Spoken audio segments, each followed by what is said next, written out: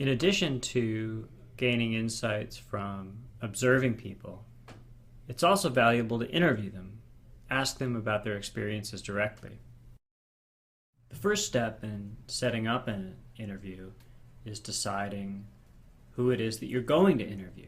It may seem obvious, but the most important thing is to get people who are representative of the target users of your system. Who are the people who are going to be using your system? Talk to them.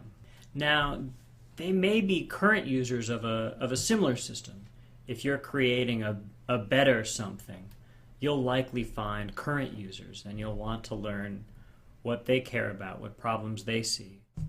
They might also be non-users. So one reason that you might be building your technology is to broaden the set of people that can do a certain task.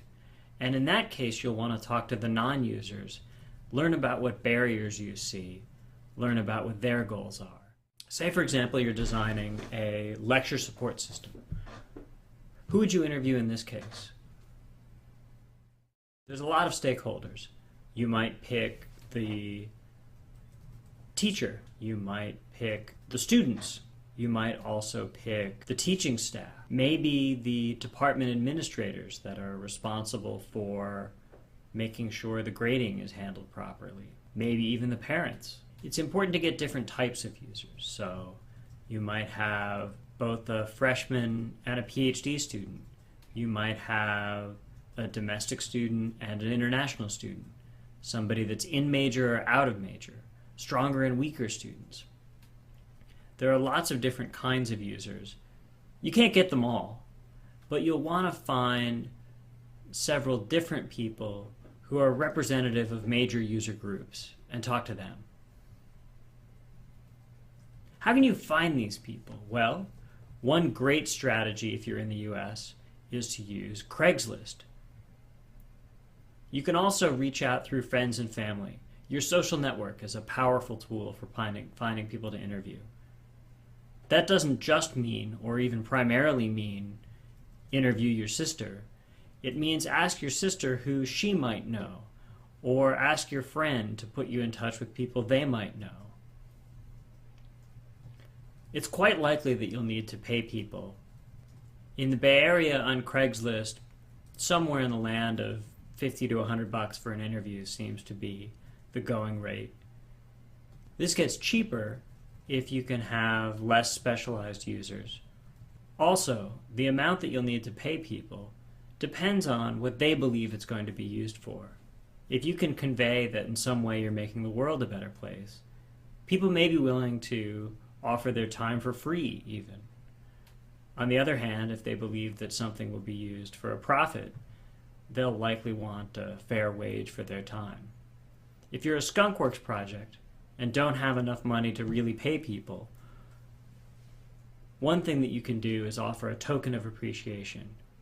People often appreciate a small, thoughtful gift that they can actually use, like a gift certificate of some sort, than they do cash. For example, a couple of years ago, I spoke at a local high school, and the students gave me a gift certificate to a coffee shop. Now, the amount of money there was not much, but it meant that every time I traveled, I could go to the coffee shop in the airport and get a cup of coffee, and it reminded me of that group of students and their thoughtfulness. Sometimes, especially early on in a design project, it can be difficult to get a hold of exactly the users that you believe will eventually be the target. In this case, don't give up completely and interview nobody. Do the best you can. Approximate if necessary. For example, if you are designing a system for doctors, early on in a project, you might need to satisfy and use medical students instead of doctors. Or if you're working on something for software engineers, you might get computer science students. Not ideal, better than nothing. I've been teaching and doing research in human-computer interaction for about 15 years now, and I can't tell you how many times I've talked to students or others who say that there's nothing to be found, that for the problem that they're tackling, it's either impossible or obvious. It's very rarely the case that there is nothing new. The more mundane the domain, the more creative you need to be. If you don't believe me, Malcolm Gladwell, the writer, has a wonderful explanation in the introduction to his new book of collected stories, What the Dog Said. The trick to finding ideas is to convince yourself that everyone and everything has a story to tell. I say trick, but what I really mean is challenge, because it's a very hard thing to do. Shampoo doesn't seem interesting? Well, damn it, it must be. And if it isn't, I have to believe that it will ultimately lead me somewhere that is. The other trick to finding ideas is figuring out the difference between power and knowledge. You don't start at the top if you want to find a story. You start in the middle, because it's the people in the middle who do the actual work in the world. My friend Dave, who taught me about ketchup, is a middle guy. He's worked on ketchup. That's how he knows about it. People at the top are self-conscious about what they say, and rightfully so, because they have position and privilege to protect. And self-consciousness is the enemy of interestingness. In the Pitchman, you'll meet Arnold Morris, who gave me the pitch for the Dial-O-Matic vegetable slicer one summer day in his kitchen on the Jersey Shore. "Come on over, folks. I'm going to show you the most amazing slicing machine you've ever seen in your life," he began. He picked up a package of barbecue spices and used it as a prop. "Take a look at this." He held it in the air as if he were holding up a Tiffany vase. That's where you find stories, in someone's kitchen on the Jersey Shore. What makes a good question when you're interviewing? Let's look at an example, and you can decide whether you think this is a good question. Our question is the daily update an important feature to you? My guess, when asked a question like this, is that most users would say yes. It's kind of a leading question. Most people, when asked if something's important, sure, why not? What's at stake? Why would you say no? If you wanted to learn about the daily update, participant observation might be a lot more effective because you could see whether people actually use the daily update. Or you might even use log files as a way of driving your questions. So for example, you might ask somebody, "I see from the log that you've never used the daily update. Why is that? Tell me more."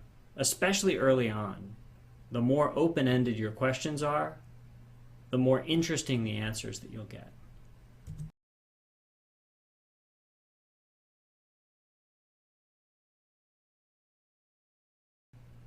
Remember back to our Walmart example? They asked a leading question. Would you like stores with less clutter? The answer, of course, is yes, but it may not be what people actually want. Here's another example of a question. What would you like in a tool? The problem with this question, at least as a beginning or primary question, is that users are experts in their own lives. They're not experts in design. That's your role. So people may not know what to say. There's a famous fable in design attributed to Henry Ford, where he says that if I asked people what they wanted in the age of the horse and buggy, what they would say they want is a faster horse. And of course we know that the designer sees the possibility of the car, but users may not know about that yet. Instead, it's more valuable to ask users about their own lives and their own goals. That's what people are an expert in. Here are 3 other types of questions to avoid because people aren't very good at self-report for them. Asking people what they would do or like or want in a hypothetical scenario, too hard to know. Asking us how often we do things. We often lie to ourselves. For example, how often do you exercise? Most people overestimate in their answer to that question. Other questions about health are similar. This works better if you can make things concrete. How much do I exercise in a typical week? Not very reliable. How much did I exercise this week? Well, I'm likely to give a more truthful answer to that one. It's more concrete, and more recent in my memory. I suggest also avoiding asking people how much they like things on an absolute scale. What does 7 mean? Finally, avoid binary questions, things that have a yes or no answer. Do you like grapefruit? Yes. Not a very interesting interview. So what are good questions? Especially at the beginning of an interview, I recommend open-ended questions. After asking the question, give somebody a chance to respond. A little bit of silence is golden.